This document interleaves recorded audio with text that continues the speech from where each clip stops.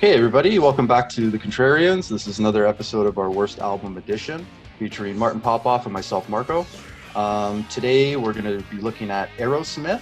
So basically the Worst Album Edition is different than our normal episodes of The Contrarians, where one of us will pick a dark horse album from a band and champion that album as that band's best album, which is usually against general consensus. On this show, what we kind of do is instead of so much debating each other, we're going to kind of team up and pick an album from a band that we feel is their worst album. And we're going to talk about maybe some of their merits, but we're really going to talk about the things that make it their worst album. And I'm going to shoot it over to Martin to introduce today's band and album. Yeah, so we debate back and forth which ones can we do and which ones can we find consensus on. And Aerosmith was pretty easy. I mean, I actually was thinking, once we were going to do this, I have a podcast called History in 5 Songs with Martin Popoff, and I was going to maybe even do a whole episode on what people think Aerosmith's last good or great album is. And there are a bunch of different opinions on that one could argue. But the one thing people pretty much have a consensus on is Aerosmith's worst album. You may even go so far as to pick their last album, Music from Another Dimension, but I think basically most people agree that it is Just Push Play from 2001. It is basically their worst album. I've probably not ever heard anybody pick a different album for worst album from Aerosmith.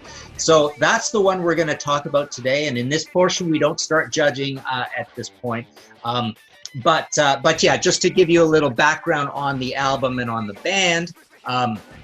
So yeah, this is their record that comes after let's start at the beginning, I suppose. So Aerosmith, massive band from the 70s. First album had Dream On it, which became a hit a couple years later, and then Retro, blah blah blah. Get Your Wings, great album. They're basically one of the first great hard rock bands. They were called America's greatest rock and roll band, after that same thing, Rolling Stones gets that tag and Clash gets the only band that matters and all that. But Toys in the Attic, massive album, actually 8 times platinum at this point, if you can believe it. I couldn't believe looking that up. I mean, literally 8 times platinum. Rocks, probably widely considered, this one here, widely considered their best album. Most, deep Aerosmith fans will pick Rocks as their best album. But to speed things up a little, they go along, things kind of start going downhill, but they have this big revival in the 80s with Permanent Vacation and then Pump. They're massive again. They're probably the #1 example of an old-timer band who was able to cash in on the massive metal craze of hair metal, in California kind of thing. So they had huge hits off of Permanent Vacation and Pump, Janie's Got a Gun and Love in an Elevator and that. And then they got even bigger. Let me just look here. So yeah, Pump is now certified 7 times platinum. Get a Grip, the one after it, had, the big power ballad thing was something that kind of infected this band. That was a massive album. Then they did this famous deal with Columbia. They're getting off Geffen. I think at the time it was $34 million, which was an exorbitant amount of money for a new record deal. And of course, what does Aerosmith do? They have a complete drop off. 9 Lives, nobody really likes it, goes double platinum. Then Just Push Play is platinum. They do a blues covers album, and then they do this last one, which isn't very liked either. And it didn't even certify at all, which is bizarre. It's the only Aerosmith album of the entire catalog, Music from Another Dimension, that did not certify at all. So it's not even gold. Everything else is at least gold, and like I say, many multi-platinums in here. One of the biggest selling bands of all time. So yeah, and just another little dynamic on Aerosmith. So, obviously the Toxic Twins, they're known for having major drug problems, heroin, everything, you name it. They're known for totally fighting and falling off the stage and all this stuff and going into rehab and coming out and relapsing. And so lots and lots of drama, kicking Joey Kramer out of the band, not letting him into rehearsals. They had their Las Vegas residency lately, but yeah, a band with lots of drama, lots of ups and downs, roller coaster ride, a lot of fighting, and also some negativity in terms of many bands I've interviewed in the past have said that Aerosmith was not good to their support acts. We know, you know, Steven Tyler's getting a bit of a bad reputation for just being a cranky guy, that kind of just not a likable guy. And he knows, and he has apologized to many bands for his reputation for that in the past when they were having all the drug problems and that. But yeah, very stable lineup throughout. Just a couple little changes here and there for this fantastic album, Rock in a Hard Place, 1982. But yeah, so to recap, massive band in the 70s, even bigger in the 80s and early 90s. Just this remarkable, remarkable career turnaround. And then everything kind of goes south. And we'll talk about why, because the whys of why they went south are all embedded in this record. So yeah, that's the story on Aerosmith. And now I throw to you, Marco. Tell us about this Just Push Play album. Yeah, this is probably definitely their worst album, I think, and definitely their most offensive album that I've heard. I mean, like, you look at the stuff from the 70s, that really is like the classic Aerosmith stuff, right? And you mentioned the Toxic Twins, the drug and alcohol abuse, and I've heard a quote, I think, from Steven Tyler, how he said they did their best music after they stopped using drugs and drinking. But I mean, like, if you listen to that early stuff like that, I really don't agree with that at all. You know, like you had mentioned Rocks, which Rocks is probably their best album, like Nobody's Fault. Just great, like awesome rock tunes. And you mentioned their big revival with Permanent Vacation, and that's kind of where you notice that they're starting these trends of like bringing in other songwriters into the band and stuff like this to start writing songs with them. And kind of, I kind of feel like they get into a groove, which maybe to them is a comfortable groove that they found themselves in back in '87. But I mean, like, it started becoming, I think, uncomfortable for fans. Because I mean, 10 years later, 12 years later, you got Just Push Play. And like, I don't think any of the bands or any of the albums in that stretch were very good albums by Aerosmith. This one happens to be the worst, I think, out of that stretch of albums. I mean, like, you listen to the production, and I believe that Joe Perry and Steven Tyler produced this themselves with some outside help from producers. And the production is almost sounds like a shotgun blast to the wall. Like, there's so much stuff going on in all of these songs that it's like mostly unlistenable. Like, when I hear songs like Out of Your Head and Just Push Play, like, they almost sound like they discovered these unfinished demos from the 70s and then remixed them with 2000s production. Like, I don't know if you remember when they did that Elvis #1 hits, and they had that new song. It was A Little Less Conversation, but it sounded like very contemporary, and it was like remixed, and it didn't sound anything like an old Elvis song. That's kind of what those songs remind me of. Like, they're just over remixed. Like, they don't sound like. There's all this stuff going on all of these songs that just drives me nuts. Like, you get like one line from Steven Tyler has this one vocal effect on it. The next line has a different vocal effect on it. Then they're coming in from your left and right side, the vocals. Then like there's echoes sometimes. Half the songs are like, well, not half the songs, but like Out of Your Head and Just Push Play. And some of those songs, it's like, I don't even know what the verse is most of the time, you know? And then like, even when you see them play like Just Push Play, or you see them play that live, Just Push Play, the song, you have like a guy yelling into a microphone while they're playing, and like, it's annoying is like the best thing I can say about it. Most of these songs, right? And they really, I get so upset about this album because like, when you look at like, they have all this production value in their music videos, they have the ballads, and they have all this stuff going on that they really became like a corporate band. And they're almost like, this is almost like Aerosmith was like the McDonald's of rock bands in the 2000s, you know? Like Fly Away, the big ballad, really is just Don't Want to Miss a Thing Part 2. And it's like, with the ballads in Aerosmith, for me, it's like enough's enough. You know what I mean? Then they go on to do Avant-Garde, which is almost like Fly Away Part 2, which is Don't Miss a Thing Part 3. It's just like, enough with the ballads already. And none of them are discernible on their own almost. And like, you look at the music, like all these music videos that they had so many singles. Fly Away From Home, Sunshine, Just Push Play, all failed to reach the top 100. But I bet their music videos were playing in like steady rotation, and like I don't know, this album is just such like, I hate this album. the best parts of this album are when they're just generic rock songs. Like Drop Dead Gorgeous, I don't mind, even though that has a lot of the weird effects, but I almost don't mind it because it doesn't sound like Aerosmith from this album. It almost sounds like a different band's doing it. That's probably why I like it more. But like Beyond Beautiful, Trip Hopping, like those songs are the songs that I probably like the best, and they're like just the most generic, unmemorable songs. Like when I listen to this album, it's like, okay, finally I can take a break from just the overbearing, like remixed, like mixed to death, Just Push Play and Out of Your Head, and the ballads. Like this is kind of the middle ground where I'm like, okay, I can kind of just breathe for a minute. If you look at some of the reviews, some of them were favorable, which kind of leads me to believe that I think some people were just kind of like, they didn't want to buck the system at all and they wanted to give Aerosmith a good review. But Blender gave them a 2-star review and said that the album was not with the times and produced rather poorly. Daryl Straden strongly disliked the album to the point that he considered it proof that Aerosmith should stop making music, and I agree with that. Ultimate Classic Rock ranked it their second worst, only ahead of Nine Lives, but Loudwire ranked it the worst. I have some quotes from Joe Perry and Steven Tyler. Steven Tyler basically said that, you know, they had, most producers that they worked with were a pain in the ass, but he realized that when he produced his own album, that he realized he himself was a pain in the ass to work with, and he said that he'll never work with himself again, which is kind of an interesting quote.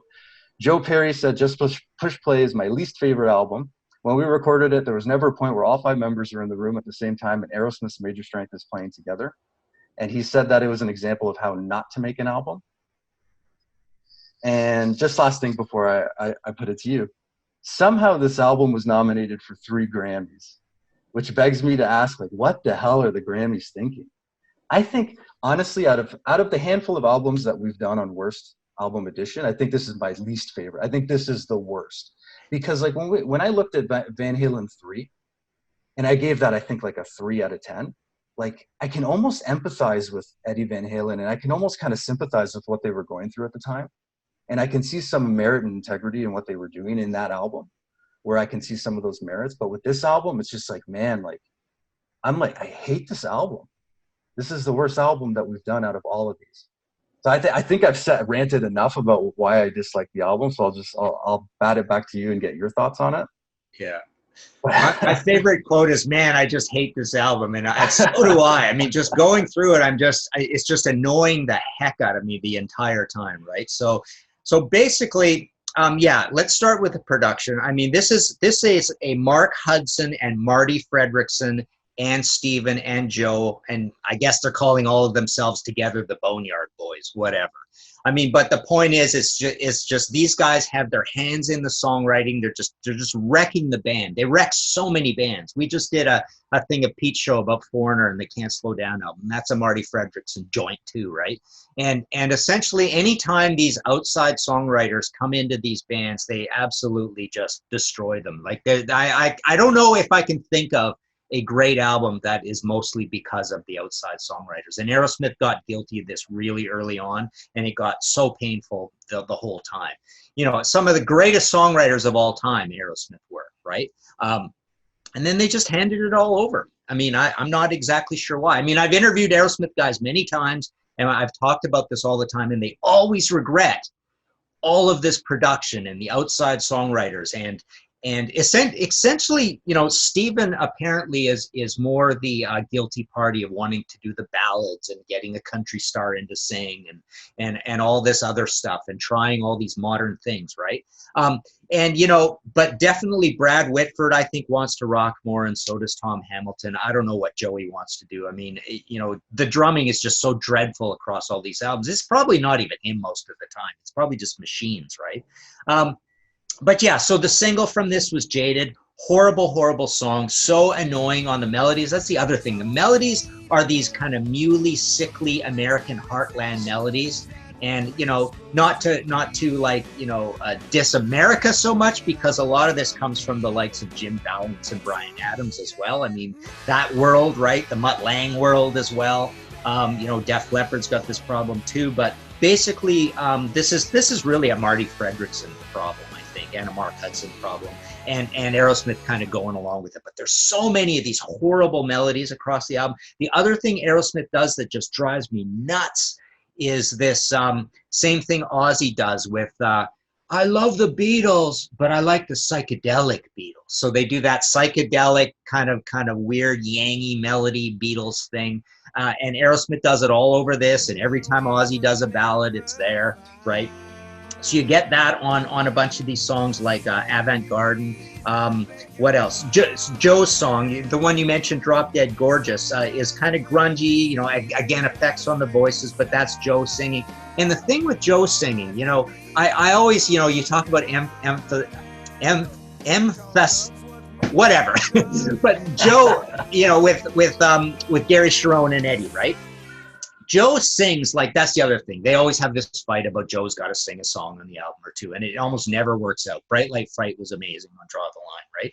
But every time he sings, one of the problems I find with these guys who aren't singers in bands that do this, and I know I've said this many times, is they'll do a better job if they're made to get a little more uncomfortable in their range and push more air, and he never does. He wants to sing completely low and laid back, and that's where he sounds shaky, right?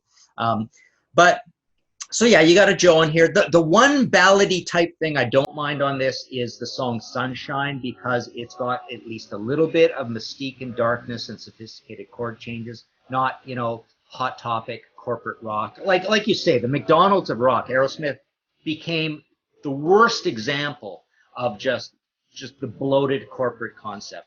You know, every interview you read, you'd find out that the guys were fighting and not getting along. And like Joe says, we weren't in the same room together and all this. This album was made in over 8 studios, right, to come up with this crap, right?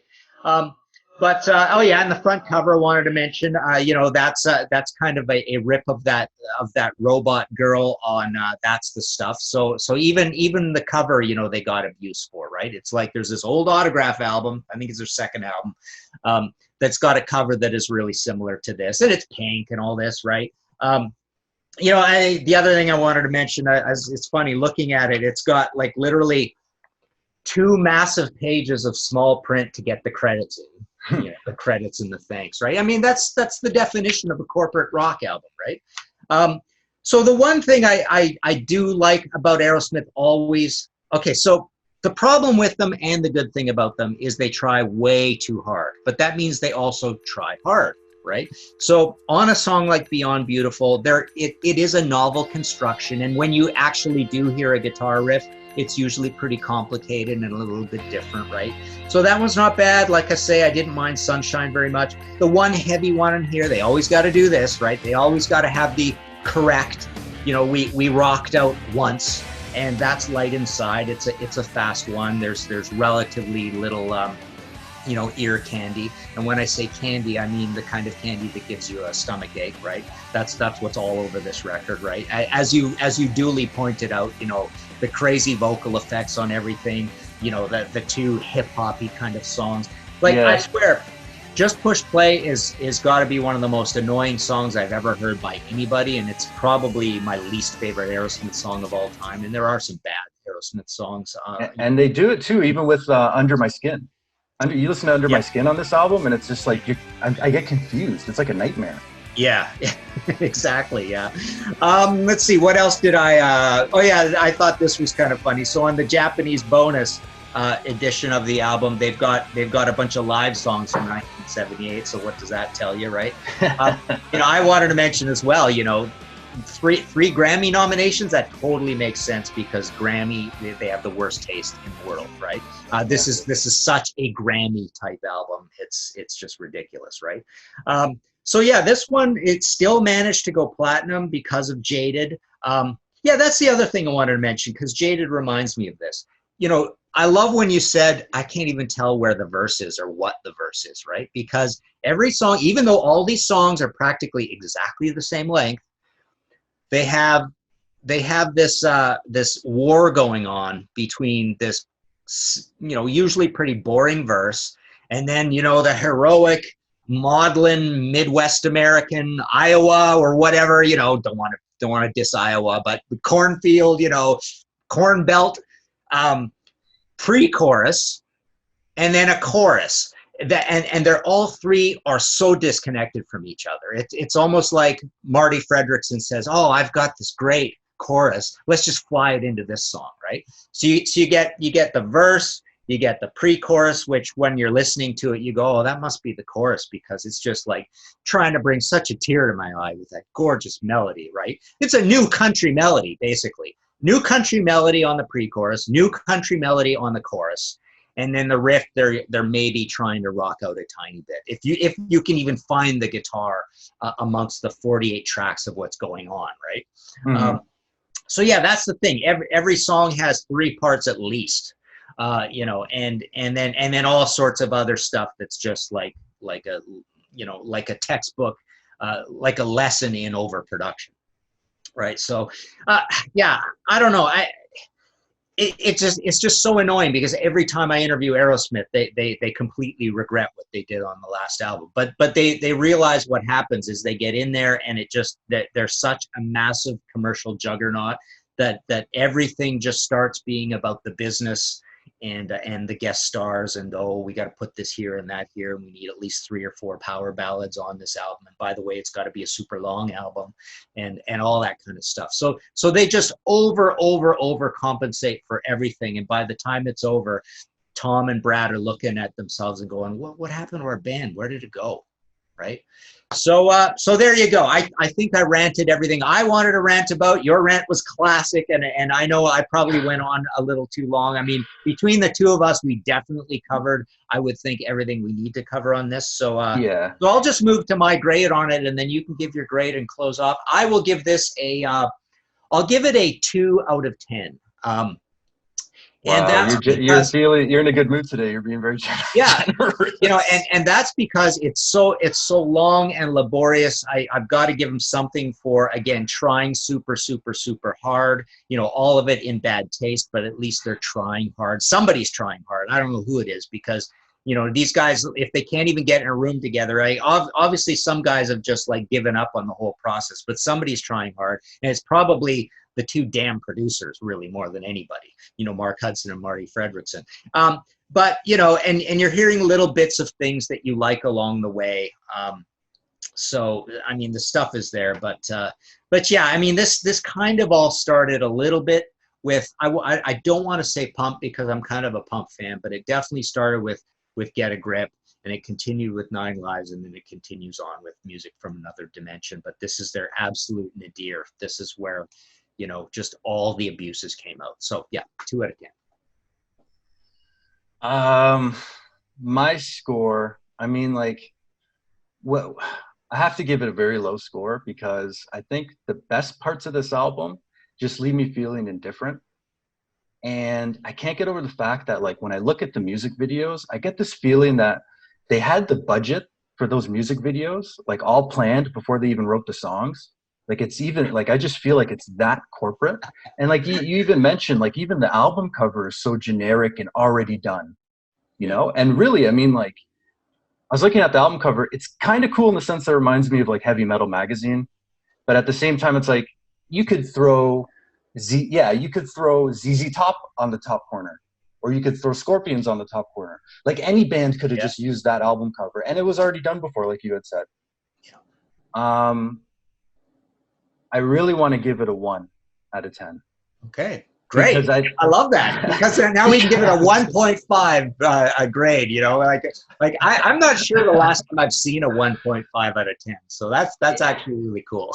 It's not. It's just like, you know, when you talk about all the corporate stuff and the McDonald's of rock and roll and stuff like that, it's like, that's not rock and roll. You know, so I almost feel like I need to punish the album for that. But like you said, they did work. They must have worked really hard on it. And I guess they threw a lot of money at this album and the videos, if you look at it, and the production, all that stuff. So I would give it a 1 instead of a 0 based on the hard work that they put into it and the budget that they threw at it. It's like, okay, they tried to do, I don't know what they were trying with this. But no, most of these songs, like, they don't even play them live, other than Jaded, which they could not play live and nobody would notice, really. You know? But anyway, so yeah. So I guess our total score value for this album is a 1.5 out of 10, which so far I guess would be the record for the lowest.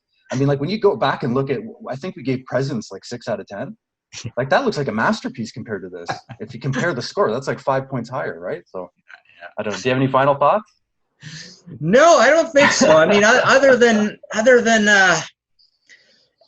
I just wish. I mean, Aerosmith. I've often called them one of my favorite bands of all time, and obviously that is now based on. I really like Permanent Vacation, and I like Done with Mirrors. I mean, a lot of people put down Done with Mirrors, but it's for completely different reasons. It's almost because it's too raw and too unhooky and murky, right? And too the same sound throughout kind of thing. So it's amazing that people put that down for that. And then everybody loves, believe it or not, everybody loves Rock in a Hard Place, which doesn't even have Joe and Brad. It's the 2 alternate guitarists, right? Jimmy Crespo and is it Richie Supa? Hang on. Okay. Anyways, the 2 other guitarists, and another one that people used to not like, that most Aerosmith fans I talked to in recent years love, is Night in the Ruts. So, and I always thought Permanent Vacation was, Permanent Vacation is sort of the start of putting in all the doodads and the commercial stuff and the sound effects to start off songs, and too much things, and you can't figure out what's going on. But I think it's still a highly entertaining album, and they actually, I think, even pulled back on that a little bit for Pump. So, I would argue that Aerosmith's a perfectly fine, awesome band, utilitarian, useful to me in life, all the way up to Pump. And that's when it starts going down. I do have one final thought that I did leave out that I forgot about. I always find that Joe Perry, on the subject of trying too hard, he is such a tone chaser and trying to do something different all the time that it almost has turned into Joe Perry is the guy I think of first when I think of just trying to be different for different sake, and it ending up not being good music because he's just trying to not sound like anybody else. So he's got that weird stringy thing he does, and just these obtuse notes that he hits, and it just gets very annoying. It's like you can almost say that Joe Perry soloing is just like a microcosm of everything we said that is wrong with the overproduction of Aerosmith in general in the 90s and beyond. It's just this trying too hard to be different and to be super complicated, and it ending up not being good music because of it.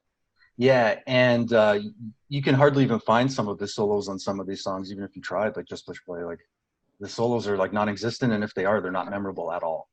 Like not on all the songs. I mean, just there's a couple of them where you're like, there wasn't even, there's not even a guitar solo in there, or it's just buried behind all these layers of all this other stuff that you can't even find it if you're looking for it. But yeah, so I guess on that, Aerosmith, Just Push Play, 1.5 out of 10, our lowest rated album, lowest ranked album on our worst album edition so far. Are we going to top it in our next episode? I guess we'll have to find out. I don't know how many more bad albums there are than this one. But so, last thing, just want to say thanks to everybody who's been subscribing over the last few months. We've seen an uptick in our subscribers and our views, and that's really cool to see. If you want to chime in, we try to comment on every comment that's put on our videos. We try to reply. We try to keep the debate going in the comments. So if you have something, if there's a worse album that we don't know about from Aerosmith, let us know, please. And comment below and give us a like and give us a subscribe. And we appreciate that a lot. And martinpopoff.com if you're interested in any of his books. He also has History in 5 Songs. And yeah, I guess we'll leave it at that, and we'll live on to fight another day. Absolutely. So thanks, everybody. Awesome. Thanks, Marco. That was cool.